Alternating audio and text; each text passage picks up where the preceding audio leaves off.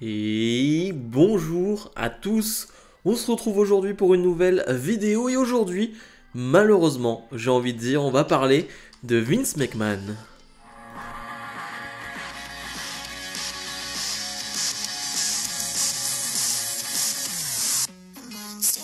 Comme d'habitude, on n'oublie pas de mettre le pouce vers le haut et de s'abonner. Ceux qui veulent, bien évidemment, vous pouvez faire des dons ou devenir un membre à part de la chaîne.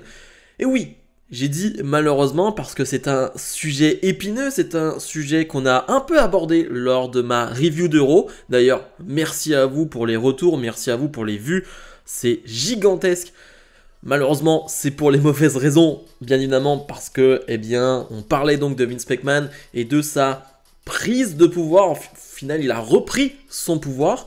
Alors, à quel point on va voir justement aujourd'hui. On va essayer de parler de ce qu'il a fait lors d'Euro, du futur et finalement de l'ambiance générale à la WWE et même l'ambiance générale, eh bien, chez les fans. Parce que c'est aussi ça le plus important.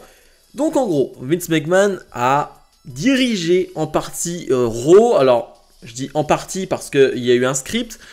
Il a changé le script à plusieurs reprises, même à 20 minutes de Raw, il a changé ce script. Bref, beaucoup de choses ont changé pendant ce Raw. Concrètement, on a eu quoi? On devait avoir une participation de la LWO, donc le clan avec Legado del Fantasma, etc.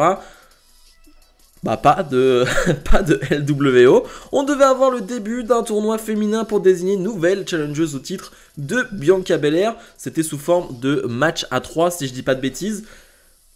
Bon, on n'a rien eu de tout ça, hein. On a juste eu un segment entre Bianca Belair et Rhea Ripley. Un match entre Liv Morgan, Raquel Rodriguez et je ne sais plus qui. Mais sinon, voilà, pas de tournoi pour le titre donc. Ensuite, on devait avoir un segment téléphonique avec Cody Rhodes. Hein. C'est vrai que même ça, tout le monde le disait, même quelques heures avant Raw, Cody Rhodes allait avoir un segment téléphonique où il allait appeler quelqu'un qui possiblement allait l'aider. En tout cas, c'était ce qu'on imaginait. Bon, il n'y a pas eu tout ça. On peut imaginer qu'il allait appeler Brock Lesnar. On ne sait pas. Vraiment, c'est assez flou ce qui se passe à ce moment-là. Bayley devait être présente avec Damage Control. Damage Control qui sont arrivés finalement sans Bayley. D'ailleurs, ce qui se passe autour de Bayley, c'est un peu flou, c'est-à-dire que Dakota Kai a mis des messages pour Bayley, ensuite plein de superstars se sont alliés à elle, comme s'il y avait un vrai malaise avec finalement la non-présence de Bayley, donc affaire à suivre. Je pense que on va avoir des choses intéressantes avec Bayley, peut-être pas des choses positives malheureusement, mais affaire à suivre à ce niveau-là. Et on aurait dû avoir aussi, enfin, on a eu un segment qui n'aurait pas dû avoir lieu. C'est Omos qui a catché, Omos qui n'avait même pas sa tenue de base sur lui, qui n'était pas prévu d'avoir un match. Et finalement, il a eu un match au dernier moment, donc il a dû se précipiter, il a dû se préparer rapidement pour ce combat. Mais de base, il n'était pas du tout prévu qu'il ait un match. Donc voilà un peu les gros changements, on va dire, qui ont été présents lors de Raw. Pour finir sur ce Raw, il y a quand même un fait qui a été marquant. C'est Triple H qui a ouvert ce Raw en disant tout simplement que la WWE n'allait nulle part. Alors clairement, il parlait logiquement de ce qu'on pensait à première vue, et bien de la vente de la WWE au groupe Endeavor. Et donc du coup, il nous disait concrètement, ne vous en faites pas, ça ne va pas affecter le produit, ça ne va pas affecter le programme, on restera toujours la WWE que vous aimez. Et on apprend donc après le show, finalement 2 heures après le show, enfin même pas, que c'est pas lui qui a réellement dirigé ce show et que c'est Vince McMahon qui l'a fait. C'est là qu'on voit, on peut finalement remettre en doute ce qu'a dit Triple H et donc se dire est-ce que c'était pas un au revoir de Triple H, peut-être pas un adieu, j'irai pas sur le adieu parce que tout va très vite et on le sait très bien, mais la manière dont il a dit les choses, du genre ne vous en faites pas, la WWE restera la WWE, on ne va nulle part, etc. Est-ce que c'était pas une façon pour lui de dire au revoir en gros? Bon, moi, voilà, je m'en vais, mais la WWE va rester ce qu'elle est, parce que Vince reprend le contrôle. On peut le voir de cette manière-là aussi, mais c'est quand même dingue, parce que t'as Triple H, donc celui qui s'occupait des bookings, qui ouvre le show pour te dire ça, et t'apprends quelques minutes après le show que c'est Vince McMahon qui a contrôlé globalement ce Raw. C'est quand même une folie, vraiment, c'est quand même une sacrée dinguerie. D'ailleurs, je voulais revenir sur un point. Vince McMahon est toujours accusé de très très graves choses. Il est accusé d'agression sexuelle. Ça c'est toujours le cas, hein, c'est toujours d'actualité. Vince McMahon qui est parti il y a 8 ou 9 mois, qui est parti pour ces raisons-là, hein, pour ces accusations, pour ces plaintes donc, qui ont été émises. Enfin bref, toute l'enquête qu'il y a autour de Vince McMahon, et même il a dû finalement faire un versement à la WWE pour rembourser parce qu'il avait fait, il a fait des trucs bizarres à la Vince McMahon, et donc il a dû déjà rembourser quelques dettes, et il est toujours dans cette histoire-là. Hein. Je le rappelle, hein, cette histoire-là n'est pas terminée. Il n'est pas jugé encore pour le moment, présomption d'innocence si vous voulez, mais cette histoire n'est pas terminée. Je préfère le rappeler parce que certains l'oublient, mais non, Vince McMahon reprend du contrôle alors que cette histoire est toujours présente. Et ça, clairement, c'est quand même de la merde, voilà, disons les termes, parce que finalement, il part il y a 9 mois pour ces raisons-là, et il revient maintenant alors que ça n'a pas été réglé, ce qui ne fait aucun sens. Maintenant, deuxième partie de la vidéo, et on va parler de la réaction des fans et réaction en backstage. Forcément, la nouvelle, et vous imaginez bien, vous êtes tranquillement vous êtes une superstar de Raw, vous êtes tranquillement en train d'attendre, je ne sais pas, votre booking ou quoi que ce soit, je ne sais pas comment ça se passe, mais on vous annonce, on vous donne un autre script et vous vous rendez compte qu'en Gorilla Position, donc l'entrée, c'est vraiment à l'entrée avant le ring, c'est là où sont les dirigeants, etc. Vous voyez Vince McMahon qui est en contrôle. Ouais, ça doit être un choc. Ça doit être un choc. Et justement, il y a beaucoup de retours de superstars, bien évidemment anonymement. Hein. Les superstars ne vont pas le dire publiquement. C'est une certitude. Eh bien, qui sont dévastés. Dévastés par cette nouvelle, par le fait que Vince McMahon a dirigé Raw. Il y a même dans le lot, il y a une superstar du main event, encore une fois, hein, pas nommée, mais qui se poserait des questions sur son futur, et même plusieurs superstars se poseraient des questions sur leur futur. Si ça continue ainsi, eh ben, ils ne vont pas prolonger leur contrat, ils ne vont pas imaginer leur futur chez WWE, et imaginent déjà leur futur ailleurs. Donc ouais, l'ambiance au sein des vestiaires, en backstage de la WWE, ça doit pas être la folie en ce moment. Ça doit pas être quelque chose d'incroyable. Ce qui est dingue quand même, comme quoi tout va très vite dans le catch. Et même on l'a bien vu sur cette dernière année. Même sur la dernière année et demie. Vraiment chaque jour tu as une information. Chaque jour tu as quelque chose. C'est que tu passes d'un WrestleMania qui globalement, je dis bien globalement, a été ultra satisfaisant. Et on attendait tous ce Raw After Mania. Parce que c'est le Raw le plus attendu de l'année.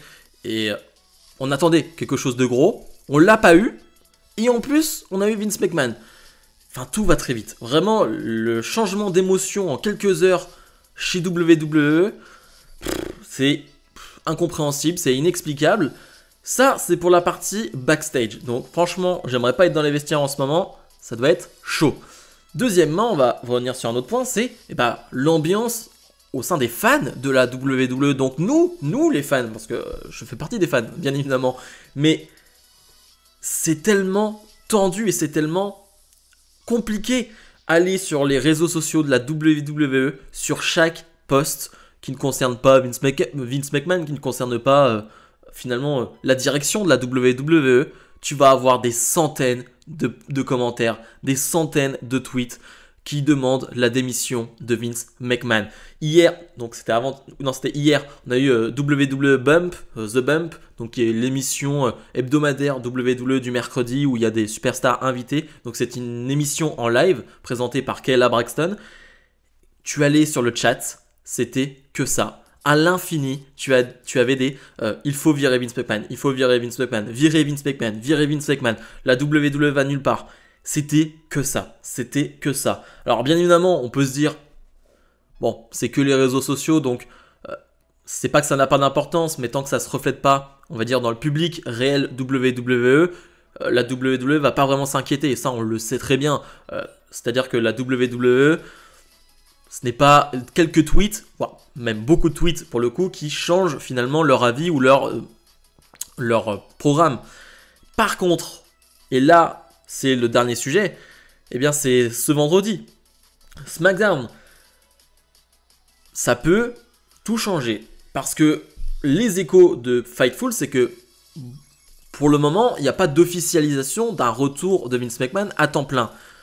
Parce que finalement, Raw était à Los Angeles, donc l'endroit où était WrestleMania, et Vince McMahon a été là tout le week-end. Et ça, c'est logique, pour le coup, qu'il soit là, c'est Vince McMahon, c'est normal qu'il soit là pour WrestleMania. Et donc, une partie des gens peuvent penser, et on verra bien, que Vince McMahon, finalement, on lui a donné son petit rôle là comme ça parce qu'il était sur place. Il a voulu faire son petit chef, parce que ça reste quand même, pas lui le chef, mais quasiment.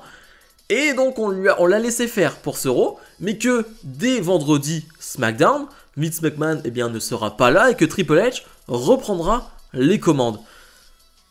C'est une possibilité, c'est clairement une possibilité. Est-ce que ça va être le cas? On va voir, on va vite le savoir, hein. On va vite le savoir. Je pense que même quelques heures avant ce SmackDown, on aura déjà des échos et ça va être hyper intéressant.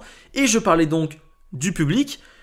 J'ai envie de voir un public de SmackDown qui réagit par rapport à ça. J'ai envie d'avoir des chants contre Vince McMahon. J'ai envie d'avoir une vraie réaction du public vis-à-vis de ça. Je ne sais pas si on l'aura parce que honnêtement, le public, on va dire casual, donc de WWE, le public qui n'est pas tout le temps sur Twitter, le public qui ne suit pas toute l'actualité de A à Z, ne sera pas au courant de ça forcément. Mais j'ai envie et je l'espère, eh bien que il y aura une vraie réaction des fans.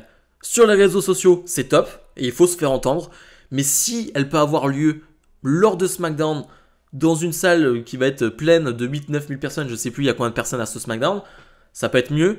Je dis pas que ça peut changer les choses, je dis pas que ça va tout changer, mais peut-être que Endeavor, quand ils vont entendre tout ça et tout le bordel que ça crée, vont peut-être se poser des questions. En tout cas, c'est ce qu'on espère. C'est ce qu'on espère. Donc franchement, le test finalement, c'est ce SmackDown, que ce soit pour savoir si Vince McMahon est vraiment là, et pour voir la réaction du public. Bref, comme d'habitude, n'oubliez pas de mettre le pouce vers le haut, de vous abonner, donnez-moi votre avis, ce que vous en pensez, ce qui va arriver pour Vince McMahon et donc pour la WWE là dans les prochains jours. Bref, donnez-moi vos avis. Nous on se retrouve dès samedi pour ma review de ce SmackDown très attendu. Salut, salut!